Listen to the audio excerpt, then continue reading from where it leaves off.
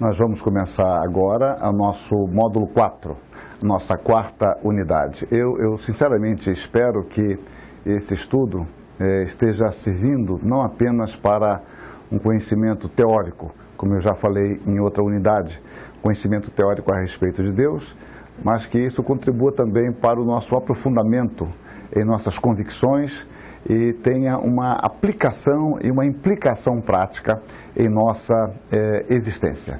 Hoje nós vamos estudar um assunto de extrema importância e que é um desafio para nós, para a nossa compreensão, que mais uma vez lidamos com questões que ultrapassam a nossa compreensão e ao mesmo tempo algo que traz muito conforto para nós. Então, nossa matéria, relembrando, é Teologia Sistemática 1, ali está o meu nome, ali está o meu e-mail pessoal.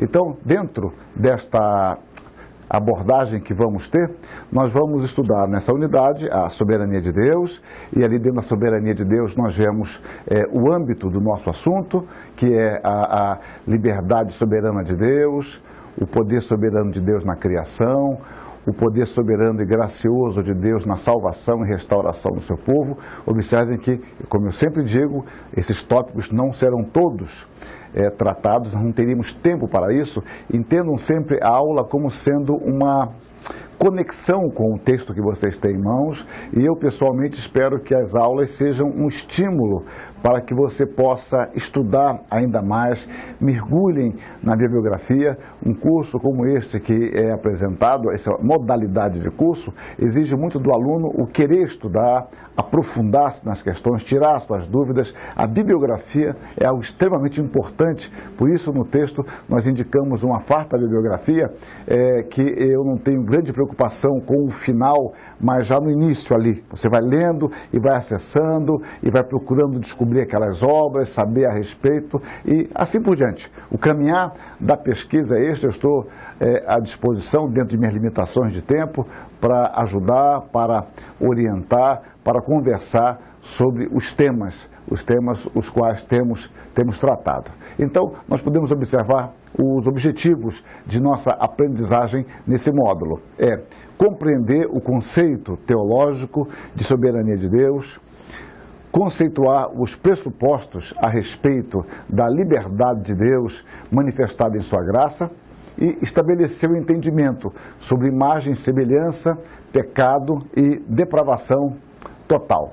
Os tópicos agora que você estudará nesta unidade é a liberdade soberana de Deus, o poder soberano de Deus na criação, o poder soberano e gracioso de Deus na salvação e restauração do seu povo. Vejam que os assuntos são fascinantes, difíceis por causa de nossa limitação, mas nós temos conhecimento suficiente nas Escrituras, conforme Deus se dignou em revelar, para poder tratar com segurança desses principais temas que vamos abordar.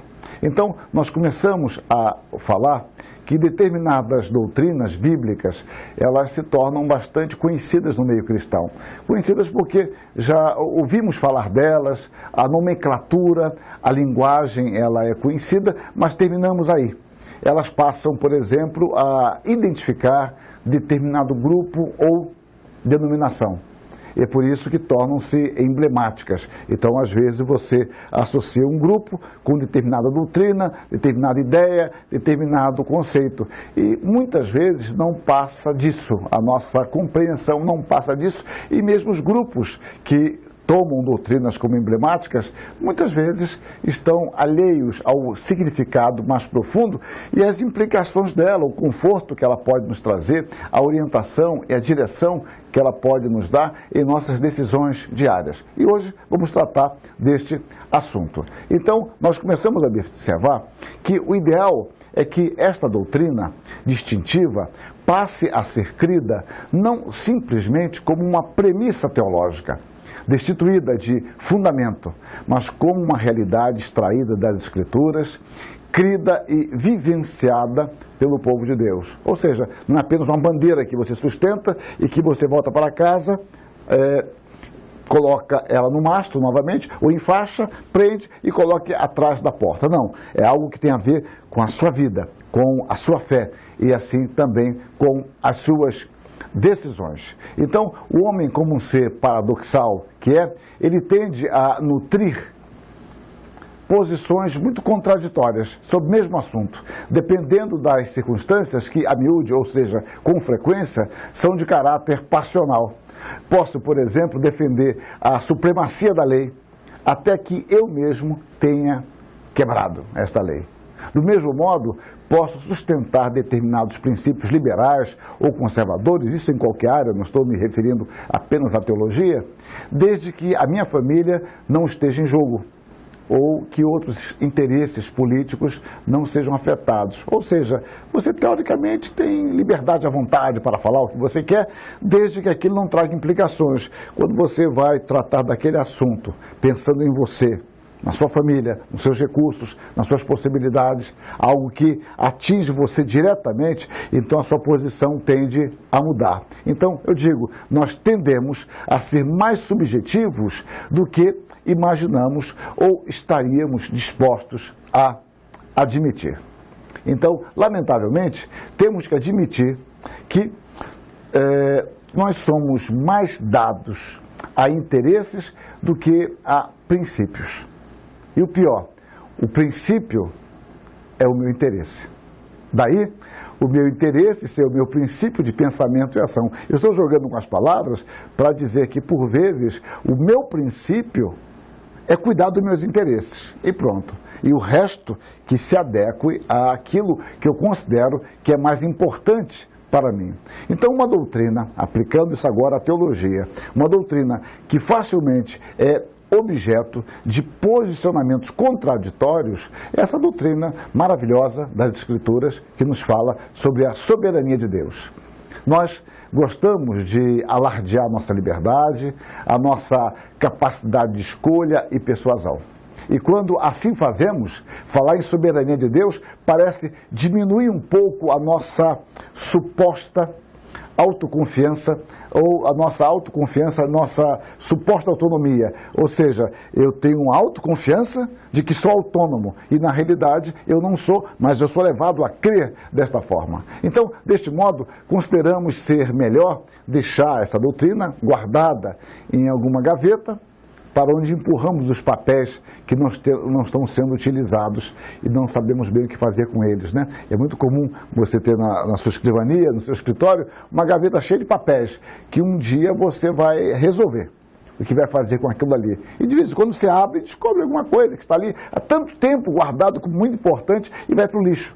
Ou seja, aquilo não tem muita relevância para você. Você colocou ali porque não sabia o que vai fazer, ou um dia descobre a grande importância daquele cartão postal que ele fala de uma viagem e assim por diante. Você quer voltar àquele lugar e descobre alguma coisa assim, mas está lá.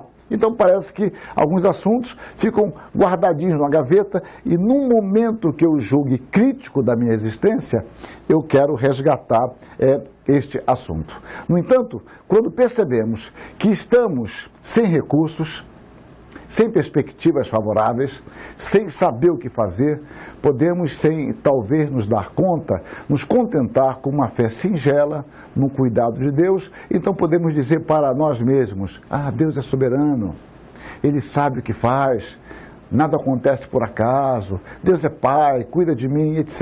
Falamos genericamente sobre um assunto porque nos parece que aquele assunto é-nos agora importante dentro do contexto no qual eu estou vivendo. Então, a bem da verdade, nós mesmos, crentes em Cristo, e quando eu falo crentes em Cristo, eu estou me referindo às pessoas que creem em Cristo apenas nesse sentido. Com certa frequência, tendemos a adotar atitude semelhante. Parece que esta é uma das doutrinas mais repudiadas pelo homem natural. E, ao mesmo tempo, é a doutrina mais consoladora para todos nós que cremos em Cristo Jesus, especialmente nos momentos de aflição. Ou seja, eu vou lidar com este assunto de acordo com as minhas circunstâncias. Eu seria eu e minhas circunstâncias em relação às doutrinas que eu considero mais relevante ou menos relevante, isso de acordo, como sempre, de acordo com as minhas circunstâncias. Bom, uma das grandes dificuldades dos homens em todos os tempos é deixar Deus ser Deus, recebê-lo tal qual ele se revela, não cedendo à tentação de construí-lo dentro de nossos pressupostos culturais ou mesmo do nosso gosto pessoal. Quando eu falo pressupostos culturais, eu dou ênfase mais a uma estrutura maior que rege o nosso pensamento, que dentro da sociedade na qual estamos. Então, há valores, e esses valores vão determinar uma pré-compreensão. Mas há também um gosto pessoal, eu posso gostar mais de algo ou não. Então, o perigo para nós é querer idealizar um Deus conforme as estruturas, ou de acordo com o meu gosto, ou o meu gosto que vai variar de acordo com as minhas necessidades. Então, nós observamos que estamos dispostos a fabricar nossos deuses para que estes possam cobrir, preencher as brechas de nossa compreensão. É muito comum o conceito de que enquanto eu posso usar de minha racionalidade, eu não preciso de Deus. A partir do momento que a minha racionalidade não alcança, eu posso atribuir ao divino. Então, eu cairia num conceito, por exemplo, muito parecido com o positivismo, que conforme o homem vai evoluindo, ele vai passando de estágios até chegar a um estado científico no qual ele não precisaria mais de Deus. Ainda que o positivismo esteja superado já há quase um século, na realidade, esse tipo de pensamento diluído ainda permanece em nosso meio, no quesito religião. Então, por vezes, nós adotamos esse tipo de pensamento na prática. Então, deste modo, quando consigo dominar a realidade, já não preciso de Deus. Quando não, invoco este Deus para justificar as minhas crenças, expectativas e, ao mesmo tempo, a minha falta de fé. Então, dentro desta perspectiva, onde há ciência, nós não precisamos de Deus. E imagine agora falar em um Deus soberano, Senhor, glorioso, majestoso, que cuida de nós. Isso eu vou guardar dentro da gaveta, quem sabe para um outro momento. Por outro lado, dentro dessa ótica, onde reina a ignorância, há um espaço para um ser transcendente, destituído de sua glória, é verdade, mas a si mesmo um ser superior. Eu posso falar como aquele cara lá de cima, um ser superior, o Deus é Pai, levantando a mão dentro de um gesto ritual sem grande sentido. Então, aqui há o esquecimento proposital de que o ateísmo é também uma questão de fé. Posso crer que Deus existe, como também crer que Ele não existe. Em ambos os casos, a fé é essencial, tanto para crer que existe, como para crer que não existe. Se eu não tenho elementos racionais que fechem um cerco para provar a existência de Deus, eu também não tenho elementos racionais fechando o cerco para provar que Deus não existe. Então nós dependeremos sempre de fé nas evidências que temos, nos elementos que temos. Nós cristãos cremos que temos elementos suficientes para crer na existência de Deus, mas este também é um ato de fé. Então, continuando, os homens estão dispostos a reconhecer espontaneamente diversas virtudes em Deus, o seu amor, a sua graça, bondade, perdão, tolerância, provisão, etc. Agora, a sua soberania, jamais.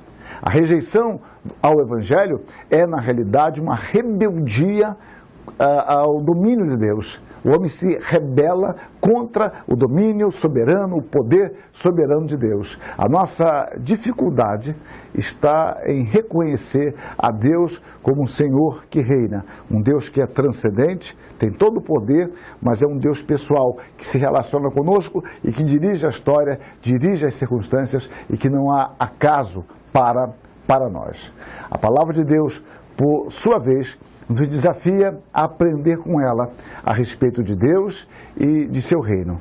O nosso Deus, entre tantas outras perfeições, é o Deus soberano. Sem este atributo, Deus não seria Deus. No entanto, nós vemos nas Escrituras Jó demonstrando a sua dificuldade de compreensão ao indagar. Eis que isto são apenas as orlas dos seus caminhos. Que leve sussurro temos ouvindo dele. Mas o trovão do seu poder, quem o entenderá? Ou seja, ele está trabalhando com um assunto difícil, que é a grandeza de Deus. Mas ele diz, esse assunto que eu não compreendo adequadamente é apenas um sussurro. Um sussurro é uma pequena voz em relação ao todo. Daí a sua pergunta, mas o trovão do seu poder, quem o entenderá? Essa figura é bastante rica de significado para mostrar nossa pequenez diante da grandiosidade deste tema. Mas o fato que faz parte amplamente da experiência cristã é que somente aquele que confia intensamente na soberania de Deus poderá encontrar a paz em meio às vicissitudes, em meio às angústias, às dificuldades, às incompreensões da sua vida. Como mais um ingrediente de cautela, o primeiro é a ideia da grandeza do assunto, devemos entender que o nosso conhecimento a respeito de Deus é um conhecimento de servo, delimitado pelo próprio Senhor, considerando inclusive o pecado humano, ou seja, a grandeza de Deus, a nossa pequenez e ainda ao ruído próprio do nosso pecado na compreensão daquilo que Deus nos revela.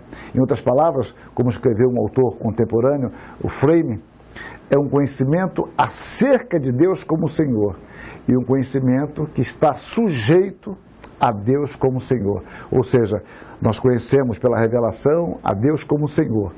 E é um conhecimento sujeito ao que esse Senhor deu a conhecer e nos permite conhecer. Então nós sempre voltamos à nossa questão primeira, nossa primeira unidade da nossa limitação diante de Deus e ao mesmo tempo a nossa dependência essencial da revelação soberana de Deus, se dando a conhecer a nós. Este é um assunto recorrente. Sempre vamos voltar a ele, porque a teologia parte desta pressuposição e a ela se reporta com frequência. Então, continuamos observando que o nosso conhecimento nunca é autorreferente, com validade própria e por iniciativa nossa. Ou seja, nós nunca partimos de nós mesmos.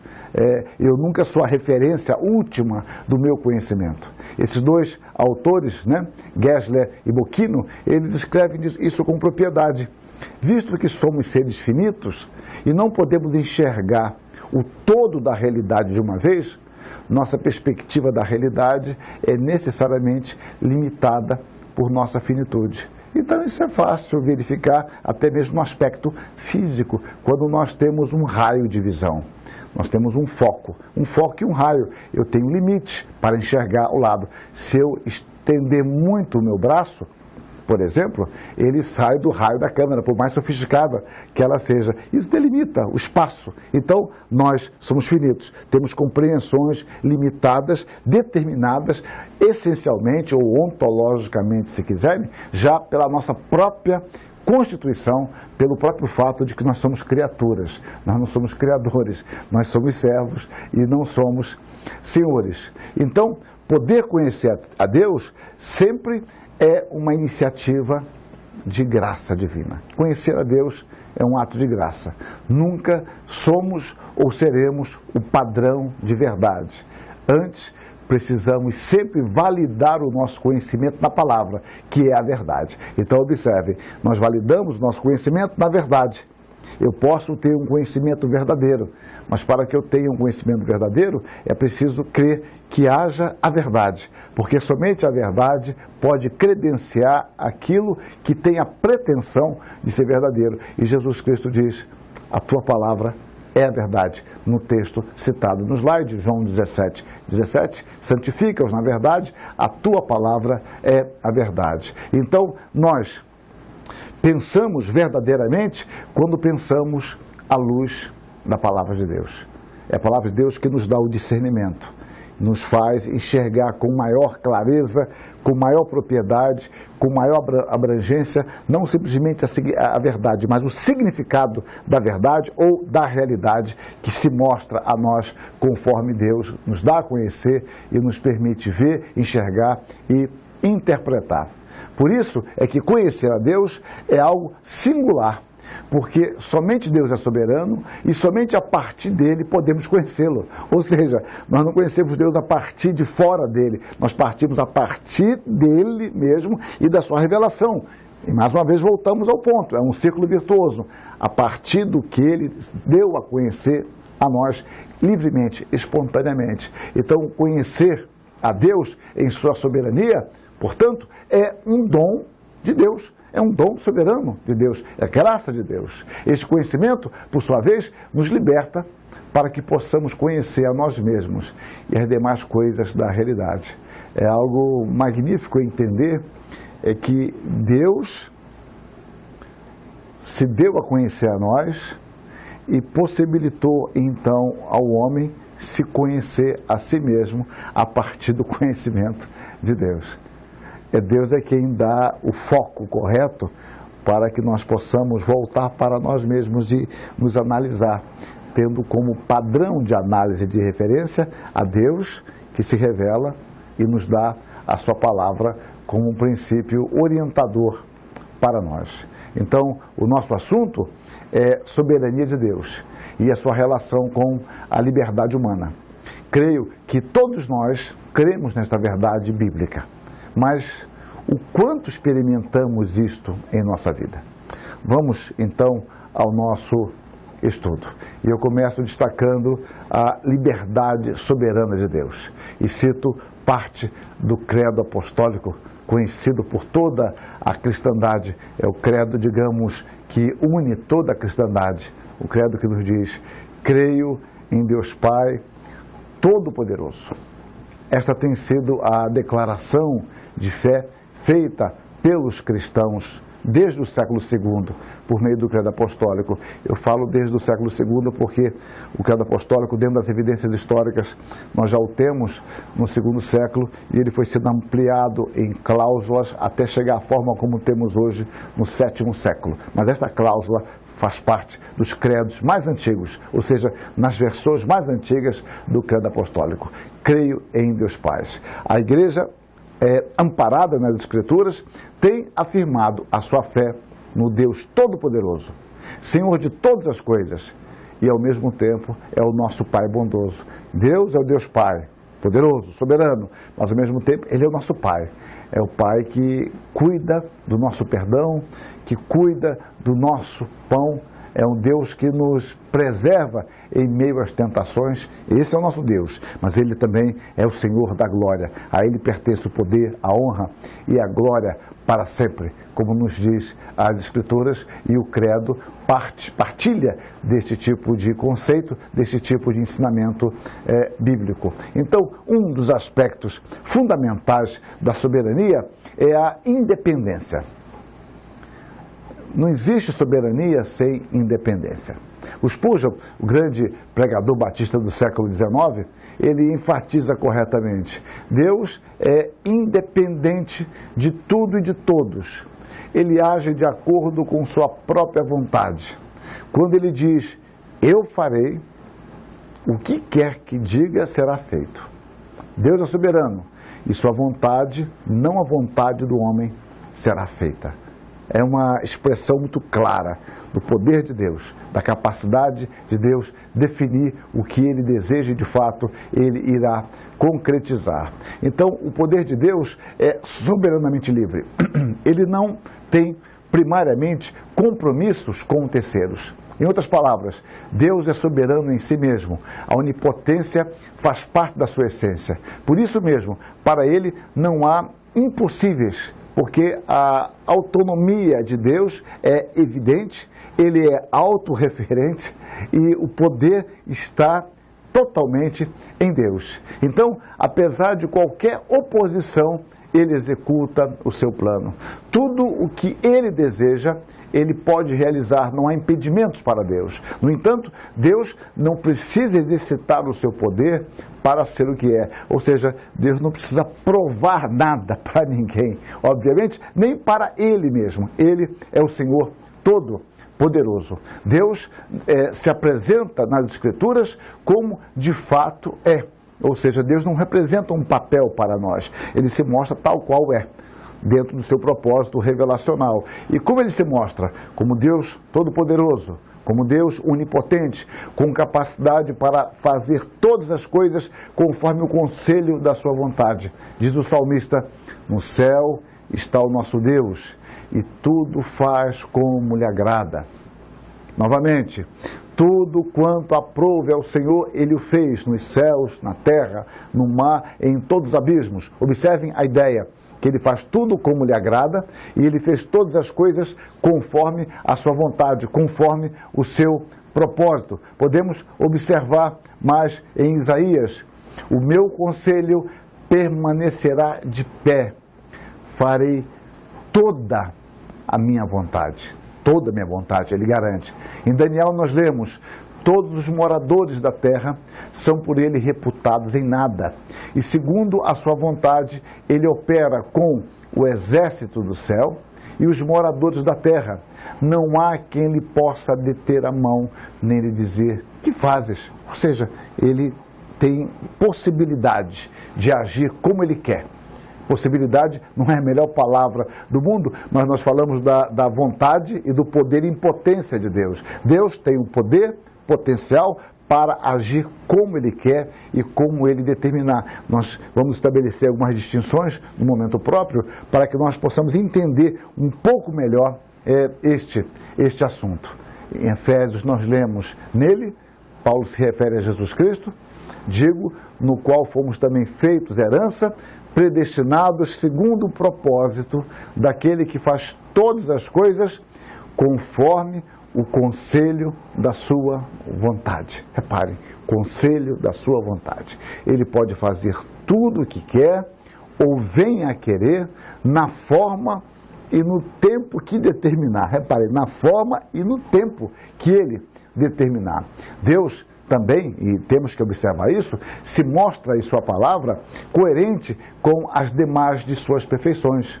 Deus exercita o seu poder em harmonia com todas as perfeições da sua natureza. Então Paulo diz que se nós formos infiéis, Deus permanece fiel. Porque Deus é fiel, Ele não só se revela como tal, eu insisto, não é um papel que Ele está representando, Ele é fiel em sua natureza. Então, a sua vontade é eticamente determinada. O poder de Deus se harmoniza perfeitamente com a sua vontade. Ou seja, não há uma contradição, nem há uma limitação aí. Deus pode fazer perfeitamente o que Ele quer. Ainda que, eu vou mostrar daqui a pouco, Ele não quer fazer tudo o que Ele pode fazer. Então, a soberania de Deus se manifesta no fato dele poder fazer tudo o que faz, e essa tipologia é muito importante. Eu costumo dizer que ela nos traz conforto. A tipologia que nós estamos usando do poder ordenado e do poder absoluto. Então vamos lá. A soberania de Deus se manifesta no fato dele poder fazer tudo o que faz. Ou seja, ele faz tudo o que ele ordenou fazer. E mesmo aquilo que ele não realiza, visto que não determinou fazê-lo, poder absoluto. Ou seja, Deus pode fazer muito mais do que ele faz. Eu não tenho dúvida quanto a isso. Mas o que ele faz? Ele faz o que ele determinou fazer. Percebo que mesmo que não seja o meu ponto hoje, mas eu posso puxar isso como implicação, as nossas orações. Nós queremos mudar a Deus ou queremos pedir a Deus que Ele faça a sua vontade e nos dê fé para aceitar, confiar e descansar na vontade de Deus, que é sempre a melhor. Porque, observe, a vontade de Deus, o poder de Deus, está associado harmoniosamente. E esse vai ser um assunto recorrente ainda nesta aula. A vontade está associada às perfeições de Deus. Então, o poder absoluto de Deus envolve o seu poder ordenado. E é óbvio, não adiantaria Deus ter um poder ordenado de dizer que vai fazer, prometer, etc., mas ele não teria poder absoluto para realizar. Seria uma tolice pensar desta forma. Mas vamos caminhando aqui. O poder ordenado delimita o poder absoluto. Por quê? Porque Deus pode todas as coisas, mas Ele vai fazer aquilo que Ele determinou fazer. Então, é a própria vontade de Deus que é restritiva. Então, observe bem, poder ordenado delimita o poder absoluto pela própria decisão restritiva de Deus. Quando Deus decide fazer o que faz, e observe, decidir também, alguns momentos que eu coloco até entre aspas, é uma expressão humana, né? Não há um momento em que Deus decidiu. O propósito de Deus é eterno, mas para nossas limitações linguísticas, vamos lá. Quando Deus decide fazer o que faz, delimitou a sua ação de forma que não mais pode fazer o que não determinou fazer. Então ele diz que vai fazer e assim ele cumpre. Então Deus exerce o seu poder no cumprimento do que decretou e nas obras da providência. Contudo, o que Deus realiza não serve de limites para o seu poder. Ele pode fazer mais do que isso, mas ele vai fazer conforme ele se comprometeu conosco, porque antes de se comprometer conosco, ele já tem o seu compromisso próprio com a sua natureza eterna, com a sua essência. Então, destas pedras, veja o argumento de João Batista, destas pedras Deus pode suscitar filhos a Abraão. É o que adverte João Batista aos arrogantes descendentes da carne, mas não da fé de Abraão. Deus pode. Agora Deus vai fazer isso? Bom, se ele quiser, se ele determinar, ele faz, mas não é a forma dele ordinária agir. Então, da criação e preservação, temos uma magnífica amostragem da majestade de Deus e de seu poder, não contudo a totalidade. O poder de Deus transcende infinitamente o seu poder revelado. Deus é poderoso para fazer todas as coisas como lhe apraz. E nós podemos ir conhecendo em nossa vida e na própria criação manifestações do poder ordenado de Deus ou o exercício deste poder. Então, o seu poder é maior do que tudo o que criou. Todavia, o seu poder sempre será em ato e potência, consoante com as suas eternas perfeições. Analisemos agora, um tanto rapidamente, devido à brevidade do nosso tempo, alguns aspectos do poder de Deus. Nessa análise mais metodológica, vamos ver que alguns conceitos já foram antecipados. Então, nós chamamos de liberdade de existência, poder de existência. Deus não deriva o seu poder de nada além de si mesmo. Por quê? Porque Deus, ele não está simplesmente poderoso. Deus não está poderoso. Ele é o próprio poder. Todo poder provém de Deus. Por isso, ele se manifesta poderosamente. Diz o salmista, uma vez falou Deus, 2 vezes ouvi isto, que o poder pertence a Deus. Não é que ele tem poder, o poder pertence a ele. Ele tem total liberdade de existência. Então, Deus é tão eterno quanto o seu poder. Ele sempre foi e será o que é, independentemente de qualquer elemento externo a ele. Deus existe eternamente por si próprio. A existência de Deus é autoexistente por sua própria determinação. A vontade de Deus é o fundamento último de todas as coisas. Isso nos basta. Ou seja, Deus não depende de nada externo a si mesmo para existir. Ele tem, mais uma vez insisto, total autonomia. Podemos observar mais um outro aspecto, uma liberdade de decisão, que nós estamos chamando de poder de determinação. Pelo fato de Deus ser todo-poderoso, ele pode determinar livremente suas ações, o que de fato faz, manifestando tal poder nos seus decretos. Então, numa linguagem, mais uma vez insisto, limitada, Deus tem eternamente diante de si uma infinidade de possibilidades, de decisões, como eu falei entre aspas, sobre todas as coisas. Então, Deus determina o que vai fazer conforme o seu propósito, conforme a sua natureza santa, justa, sábia e eterna. E o caminho de Deus sempre é o caminho melhor para aquele que sabe, dirige todas as coisas com amor, com sabedoria e com justiça.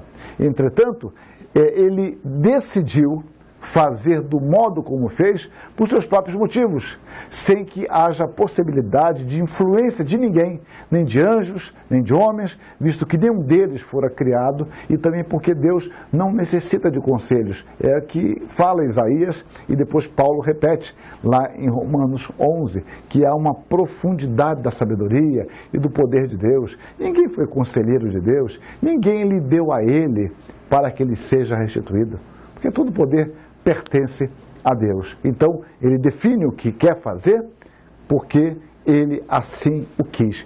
Ele se basta. A causa da decisão está no próprio Deus. E sempre lembrando, soberano, justo, amoroso, misericordioso, que é ao mesmo tempo esse Deus que é o nosso Pai, com quem nós podemos nos relacionar em oração, em adoração e em louvor. Então, o plano de Deus é sempre o melhor, porque foi Ele quem sábia e livremente o escolheu. É uma questão óbvia isso biblicamente. Deste modo, podemos dizer que as coisas que existem, existem por decisão de Deus, pois somente Ele, como Criador que é, pode também preservar todas as coisas, porque Deus não apenas cria, mas Deus sustenta, Deus preserva com o seu poder. O Bavinck, ou Bavinck, de acordo com a pronúncia que adotarmos, foi um dos grandes teólogos, já mencionei, no século XIX e início do século XX, holandês. O Bavinck, de forma sumária, afirma: sem ele não há existência nem propriedade. Somente ele tem autoridade absoluta. Sempre e em toda parte ele decide. É uma forma sumária de dizer que Deus tem liberdade total e ele tem total autonomia para decidir o que de fato decide. Continuemos aqui. Há um terceiro aspecto que nós destacamos, é a liberdade de execução, poder executivo. Bom, sem esta capacidade, Deus não seria Deus. De que adiantaria Deus, por exemplo, deliberar projetos sem ter poder para executá-los? De que serviria Deus, por exemplo, ser misericordioso se não pudesse exercer misericórdia? Imagine, nós ficaríamos pensando num Deus magnífico, um Deus muito sábio, um Deus bondoso, com ótimos projetos, usando uma figura que talvez não seja boa, é como alguém que trabalha numa grande empresa e ele tem uma função bastante subalterna e ele fica pensando sobre planos. Se eu dirigisse isso aqui, os funcionários teriam um aumento de 50%. Eu até apoio esse suposto, esse imaginário funcionário. Se eu administrasse isso aqui, seria assim, seria assado, mas você tem poder para fazer alguma coisa? Não, eu apenas abro o portão e fecho o portão. Não há nada demais em trabalhar, abrir portão e fechar portão. Eu estou apenas fazendo uma analogia entre alguém que tem projetos, mas não tem poder para executar. Então nós olharíamos para Deus e falaríamos, se Deus tivesse poder para executar, ele seria um Deus legal pra caramba. Rapaz, ele seria muito bom, seria misericordioso, bondoso, porque os planos dele são magníficos, mas ele não tem poder para executar. Isto foge à sua esfera. Então, é isso que eu estou dizendo. No máximo, poderia demonstrar a sua sabedoria, a sua bondade, os seus ótimos projetos. No entanto, grande parte frustrados por não conseguir levar adiante o que ele mesmo planejou. Então, Deus tem que ter o poder de executar aquilo que ele, de fato, tem em vista, aquilo que ele determinou conforme os seus propósitos eternos. Então, nós podemos até imaginar, dentro daquela premissa, de um Deus que não pudesse realizar o que planejasse, um Deus amargo, por ver a situação do homem, e ao mesmo tempo, nada poder fazer, ainda que tivesse a solução, mas não disporia de recursos para executá-la. Seus propósitos eternos, portanto, seriam inúteis e meros sentimentos bem intencionados. Seria um Deus sonhador. E essa realidade é a nossa por vezes, né? Quando você tem grandes projetos, mas você não tem recursos. Falta-lhe dinheiro, falta-lhe tempo, falta-lhe saúde para poder levar adiante. Você pode falar, se eu fosse mais jovem, eu hoje começaria a me dedicar a isso aqui, eu ia investir nisso, eu ia direcionar minha vida mais para isso, mas passou o tempo, não temos mais ânimo, disposição e assim por diante. Porém, o nosso Deus não é assim. A Escritura demonstra que Deus executa o seu plano por intermédio do seu poder, conforme a sua vontade. Nada pode lhe impedir. Ele é o incansável, todo-poderoso, o tempo todo, eternamente. Deus é o Deus com capacidade para executar o que Ele quer executar. Isaías, então, escreve: não sabes, não ouviste que o eterno Deus, o Senhor, o Criador dos fins da terra, nem se cansa, nem se fadiga? Né? ele não termina o seu poder, ele não está cansado. Olha, é um ônus muito grande. Isso pode acontecer com um homem. O tempo próprio da sua vida, determinadas tarefas, e você não consegue antever isso, mas você pode se cansar de exercitar o seu domínio, a sua influência em áreas das mais variadas. Daí o tempo próprio da aposentadoria para cada um de nós, que pode variar, eu sei disso, em termos de circunstâncias, idade, épocas, tipo de atividade, mas há um cansaço próprio. Mas, por meio de Isaías, nós lemos que Deus não se fatiga, ou seja, Ele não se exaure, Ele é o eterno, todo-poderoso, Ele é o eterno Deus soberano.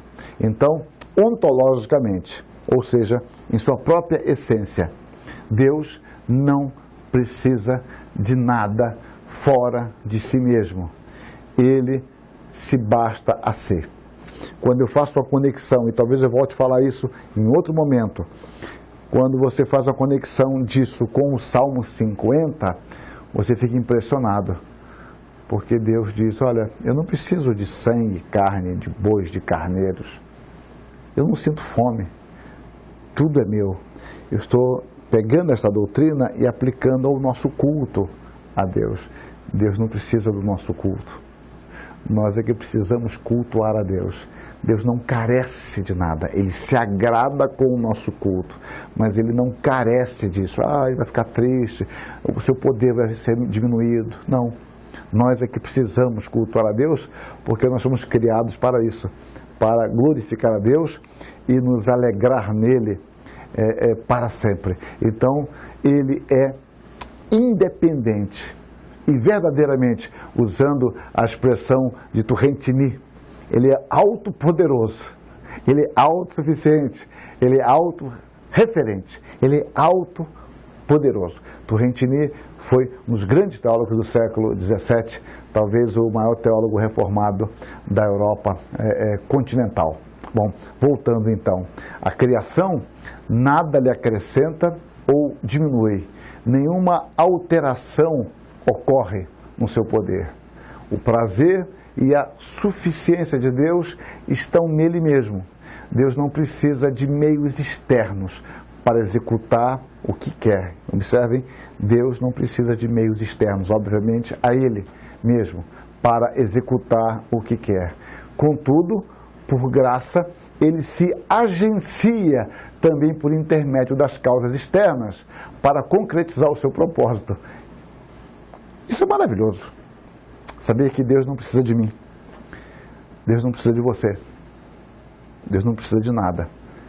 Ele executa o seu querer unicamente por Ele mesmo.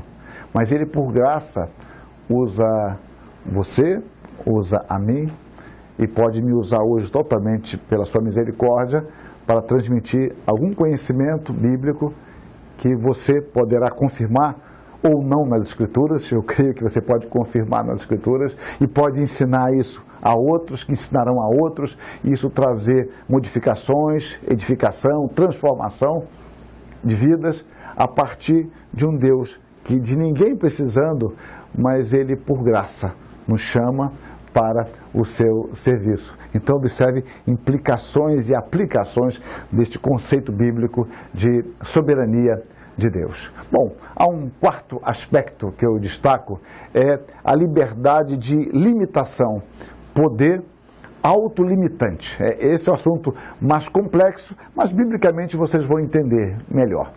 Deus é tão perfeito em seu poder que as suas eternas perfeições se constituem, entre aspas, em limites para si mesmo.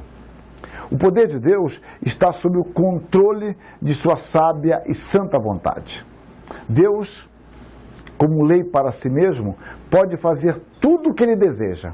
Porém, Ele não deseja fazer tudo o que pode. Por isso, tudo o que Ele faz é justo. Tudo que Deus faz é justo. O poder absoluto de Deus não é incoerente com a sua essência. Quanto à ideia de controle da sua sábia vontade, quando eu era menino, existia as versões antigas de Super-Homem, era até muito engraçado, porque olhando hoje essas versões antigas, eu vejo até que o Super-Homem era um pouco barrigudinho, acho que ele usava cinta. Bom, mas era coisa da minha época isso. Então, quando eu observava, eu era criança, eu ficava pensando, como é que o Super-Homem, ele não quebra a mão de ninguém? Como é que ele não arrebenta uma maçaneta? Porque ele tem todo o poder. E como é que ele controla o seu poder de tal forma? Agora eu estou apertando a mão de uma jovem senhora ou de uma senhora idosa. Agora é de um homem. Agora eu estou lidando com o mal. Eu tinha dificuldade com isso e eu observo que na porta da igreja nem todo mundo tem essa distinção, que algumas pessoas apertam minha mão com muita força. O que eu quero dizer é que nós nem sempre temos noções de nossa capacidade, nosso poder, porque nós lidamos com esferas diferentes e nós estamos mais habilitados para uma ou outra. E quando falamos de Deus, Deus tem um controle total do seu poder. Ele sabe do seu poder e usa o seu poder de acordo com a sua determinação e de acordo com o limite que ele estabelece para si mesmo. Essa ideia de limite, mais uma vez eu insisto, é uma forma de nós tentarmos expressar. Então, essa doutrina, Deus não é incoerente com a sua natureza, com a sua essência. Então, a vontade de Deus, ela é santa. Não há propósitos e atitudes contraditórios em Deus. O soberano poder de Deus somente é limitado pelo absurdo, pelo autocontraditório e por ações imorais. Portanto, ele não pode realizar coisas autoexcludentes, que se autoexcluam em si mesmas. Não pode deixar de ser Deus, não pode ser diferente de si mesmo, ele não pode fazer um círculo quadrado, né? O Lewis, com o seu humor, né? Ele argumenta de forma ácida, porém correta. Não é possível nem a Deus, nem a mais fraca de suas criaturas, executar duas alternativas que se excluem mutuamente. Não porque o seu poder encontre um obstáculo, mas porque a tolice continua sendo tolice, mesmo quando é falada sobre Deus. Ou seja, Deus, ele é determinado pela sua natureza totalmente harmônica e soberana e eterna. Daí nós chamamos de poder autolimitante. Então, o poder de Deus é executado em completa harmonia com as suas perfeições, com a sua glória, com a sua dignidade, enfim, com o seu caráter santo e sábio. A perfeição da natureza de Deus permeia todas as suas obras. As suas promessas sempre serão cumpridas, visto que ele é poderoso para cumprir tudo o que promete. Por Deus ser fiel, por Deus ser justo, poderoso, o que ele promete, cumprirá. Este fato nos enche de alegre confiança em Deus. Bavinck resume bem este ponto quando ele nos diz: a vontade de Deus é idêntica à sua existência, sua sabedoria, sua bondade e todos os seus atributos. E é por essa razão que o coração e a mente do homem podem descansar nessa vontade, porque a vontade não dá sina cega, ou seja, ninguém está falando aqui de sorte, de azar, nada. É um Deus pessoal que dirige. É a vontade não da sina cega, nem da energia obscura da natureza, mas de um Deus onipotente e de um Pai misericordioso. Repare, onipotência e misericórdia. Sua soberania é uma soberania de ilimitado poder. Então você olha para Deus e vê o Deus todo-poderoso, o Deus criador e sustentador de todas as coisas. Então, ao mesmo tempo que é uma soberania de ilimitado poder, porém é também uma soberania de graça. É uma soberania de graça. É uma soberania que se manifesta, vocês podem observar, em sabedoria. Soberania de sabedoria e graça. Ele é rei e pai ao mesmo tempo. A oração no Pai Nosso, ela é muito forte nessa compreensão. Ele é o meu Pai, mas que está nos céus. Ele está nos céus. É o Deus que perdoa pecados, mas é o Deus também que viu o seu Filho para se encarnar. E é Ele que me ensinou a orar, me dirigindo a Deus como o meu Pai. Mas ao mesmo tempo que Ele é o Pai, Ele é o Senhor da glória, Ele é o Senhor da graça. Então, essa dimensão que nos fala da transcendência de Deus e da imanência de Deus, da soberania grandiosa, justa de Deus, nos fala também de sua bondade, de sua misericórdia e do seu amor. Isso deve nos confortar, isso deve nos estimular a crer mais em Deus e viver para a sua honra e sua glória. Caminhemos então nesse conforto. Que Deus nos abençoe. Amém.